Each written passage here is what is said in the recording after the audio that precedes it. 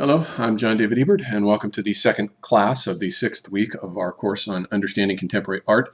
In this class and in the next one, we will be looking at the works of the great British artist, Francis Bacon. The thing about Bacon, the interesting thing about him is that in a certain sense, he does prefigure the YBAs in the sense that he does set out to shock. He does have that component to his work, and indeed he was one of Damien Hirst's greatest and best and most respected artists, and there's a lot of Francis Bacon in Damien Hirst, which is one of the main reasons why I want to go over him here. Not that Bacon is a modernist. In a certain sense, like, let's say, Lucio Fontana, Bacon was a figure who had one foot in modernism and one foot in the world of contemporary art, although I tend to see him more firmly being embedded within the realm of contemporary art. He's much more clearly in the post-World War II mode of art than in modernism, because of his attempt to purify his canvases of narrative. I think he's very uncomfortable with narrative and he wants to get rid of it. And that's what he sets out to do, is to unplug his figures from all sign regimes, all signifying sign regimes whatsoever. And he wants them to exist on a purely a-signifying plane of signification, a sort of plane of signification that does not signify. And so in that sense, he is very contemporary art. And so let's go ahead and look right at the works here. Let's begin with three studies for figures at the base of a crucifixion from 1944. This was the work that Bacon regarded as the start of his oeuvre. He did a lot of other works. He had been painting since the late 1920s, but he got rid of most of those canvases except a handful of them. This one he was most proud of, and rightfully so, I think. In a sense, it reworks Matthias Grunewald. If we glance at Grunewald's Eisenheim altarpiece, he has taken the three figures on the three panels, here Mary on the left, Christ in the middle, and John on the right. And he has taken the blindfold motif from another painting of Grunewald's here. This is Grunewald's Mocking of Christ, where he has Christ with a blindfold on him. And then if we go back to the three studies, we can see the middle figure here does indeed have a blindfold. So it does appear at first glance that he's reworking the traditional archetype of the crucifixion. However, we should pay attention to the title. It is three studies for figures at the base of a crucifixion, not the crucifixion. And so I think that starts to give us a key to what Bacon is up to.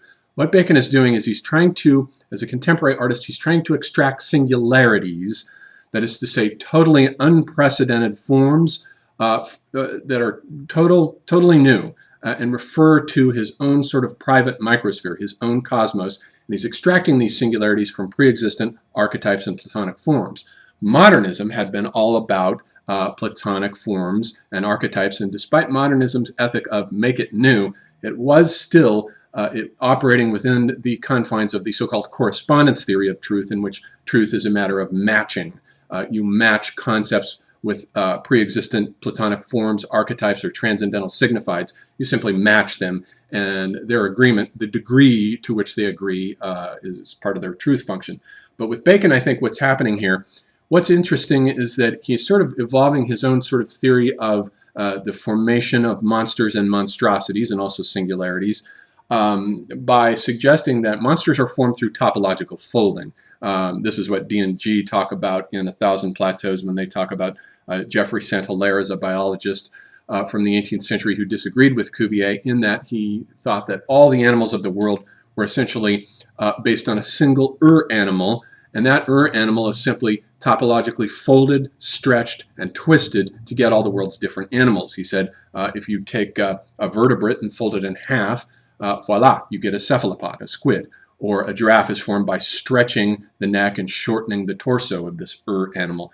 But moreover, deformities and monstrosities, Saint-Hilaire held, were formed when the processes of embryogenesis were arrested and the animal was born too early.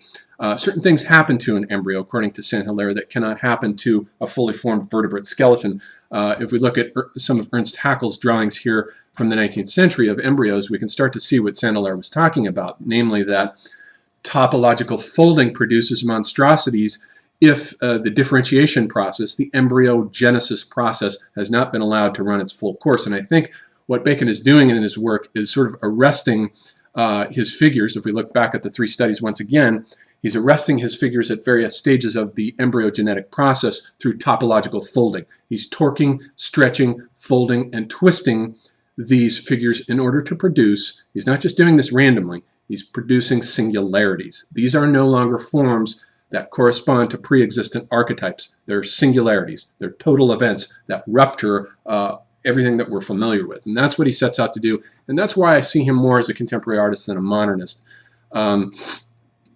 If we look at here at his painting, which is entitled Painting 1946, this sort of begins his descent into the underworld, and that is an atavistic mythical structure that holds over. His sign regime is a mixed sign regime. It contains striations within it from modernism. It's not a pure contemporary art sign regime.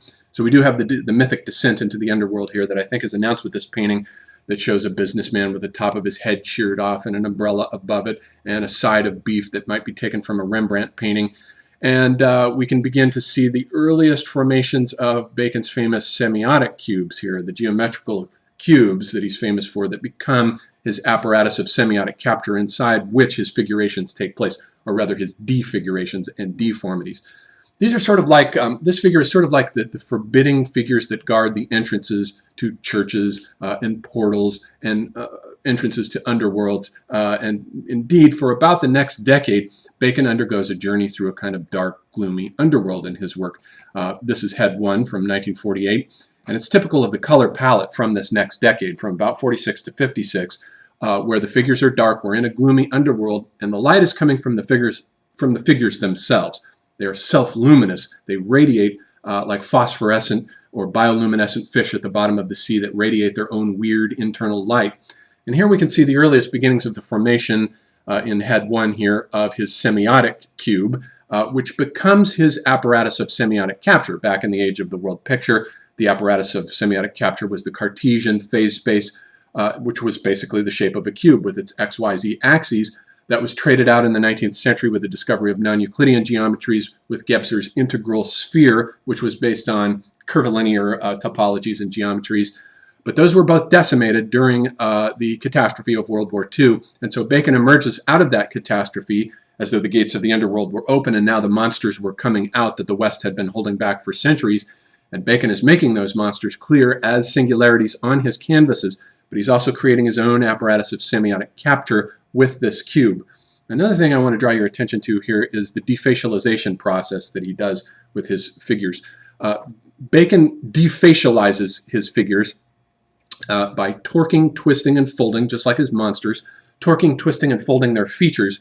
And in doing that, he creates asignifying masks. Now, a mask in a tribal regime is something that corresponds to a pre-existent ancestor being, and so it plugs the individual, it defacializes him, but it plugs him into a pre-existent archetype.